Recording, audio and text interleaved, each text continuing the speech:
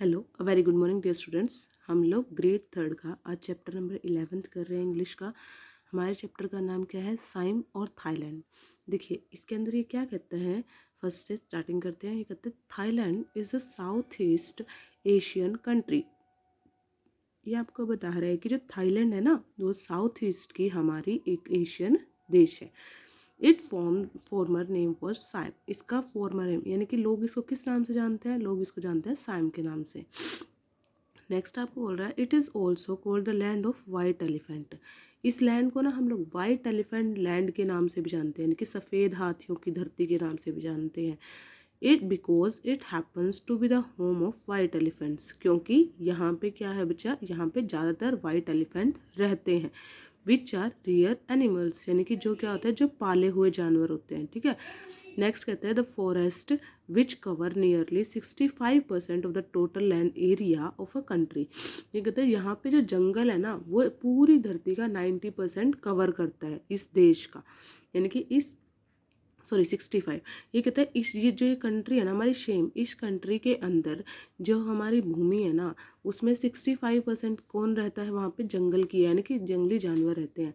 ये कहता है actually about the abound with white elephant through lion, tigers, lions, crocodiles, bears, birds, monkeys, hares, deer, wild elephant, wild dogs, big lizards, gibbons, snakes, peacock, parrots, manas, and many other kinds of animals and birds are also found there। ये कहता है हमारे यहाँ पे ना white elephant के साथ साथ इस देश में और भी बहुत सारे जानवर मिलते हैं, जैसे शेर हो गया, चित्ता हो गया, रायन्स हो गए, मगरमच्छ हो गए, आपके भालू हो गए, बंदर हो गए, ठीक है, आपका हिरन हो गया, जंगली कुत्ते हो गए, बहुत बड़ी बड़ी छिपकलियाँ हो गई, गिब्बन्स हो गए, स्नेक सांप हो गए, आपके वहाँ पे शाही हो गए, ठीक है, आपके पिकॉक हो गई। ये सारे जानवर भी क्या होते हैं स्टूडेंट्स, वहाँ पे पाए जाते हैं।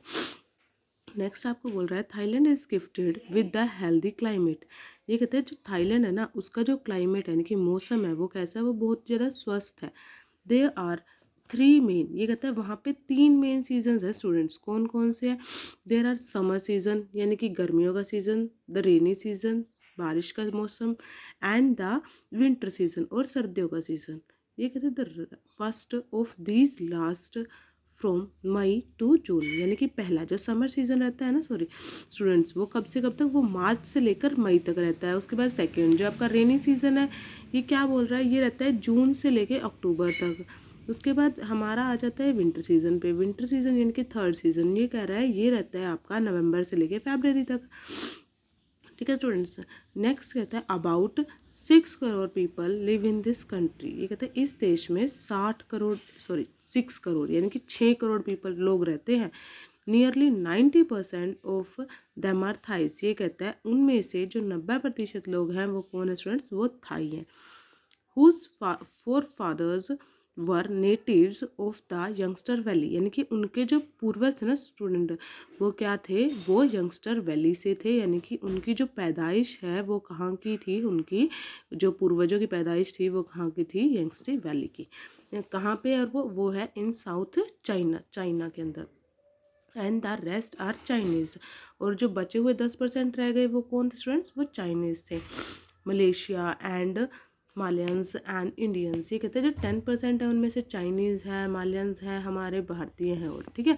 ये कहते हैं in the general sense all the people of Thailand are called Thais. ये कहते हैं जर्नल सेंस में जो पीपल कहाँ थाईलैंड में रहते हैं उनको क्या बोला जाता है? उनको बोला जाता है Thais. Most of them belong to Buddhism. ये कहते हैं उनमें से ज़्यादातर किसको बिलोंग करते हैं? हमारे बुद्धिज़्म को, यानी कि जो कौन से धर्म को मानते हैं स्टूडेंट्स? वो बुद्ध धर्म को मानते हैं। Which is national religion of the country. ये वहाँ का राष्ट्रीय रिलीजन है, धर्म है क्या? बुद्धिज़्म। ओके। नेक्स्ट कह रहे हैं the rest of them belong either to Islam. जो बचे हुए हैं वो कुछ इस्लाम को मानते हैं और कुछ आपके क्या है? क्रिश्चियन रेस, यानी कि क्रिश्चियन भगवान को मानते हैं। ओके। नेक्स्ट कहता है nearly 60% of the Thailand depend on agriculture. ये कहते हैं जो हमारा 60% थाईलैंड के लोग हैं ना, वो किस पे डिपेंड करते हैं स्टूडेंट्स? वो एग्रीकल्चर यानी कि कृषि पे डिपेंड करते हैं। Their chief crop is rice, यानी कि उनकी जो सबसे मेन क्रॉप है ना, फसल है जो वो उगाते हैं, वो कौन से स्टूडेंट्स, वो राइस के, चावल की है। Which is considered the best of the world, जिसको पूरे संसार में क्या माना जाता है, सबसे बेस्ट माना जाता है। And Thailand is the biggest rich exporter of food in the world, ये कहता है। और थाईलैंड एक ऐसा देश है बच्चा जो चावल को सबसे ज़्यादा क्या करता है, एक्सपोर्ट करता है। The other item of the export, ये कहते हैं एक्सपोर्ट की और भी बहुत सारे आइटम है। वो कौन कौन से स्टूडेंट्स, कोकोनट हो गया आपका, टोबैको हो गया, cotton, teak, cement, proceeds, food, textiles and some minerals. Okay, tobacco समझते हो, टोबैको होता है जो ये खाते हैं ना लोग, तंबाकू, उसको बोल रहे हैं। ओके, कोकोनट यानी कि नारियल हो गया, कॉटन आपका कहता है रुई, टीक आपका पेड़ होता है। ओके, सीमेंट हो गया, और बहुत सारे खाने की चीज़ें। टेक्सटाइल मीन्स टू से जो आपकी टेक्सटाइल्स होती हैं, जैसे कि आप ऊन के कपड़े पहनते हो, वो सारी चीज़ें, ठीक है। और बहुत सारे मिनरल्स और खनिज तत्व भी वो क्या करती है, वो एक कंट्री से दूसरी कंट्री में एक्सपोर्ट करती है। ओके स्टूडेंट्स, आज वीडियो यहीं तक रखते हैं। आई होप कि आपको लेसन समझ आया हो। अगर आपको वीडियो पसंद आई है तो चैनल को लाइक करें, सब्सक्राइब करें, और और कमेंट करना ना भूलें। Okay, thank you and have a nice day.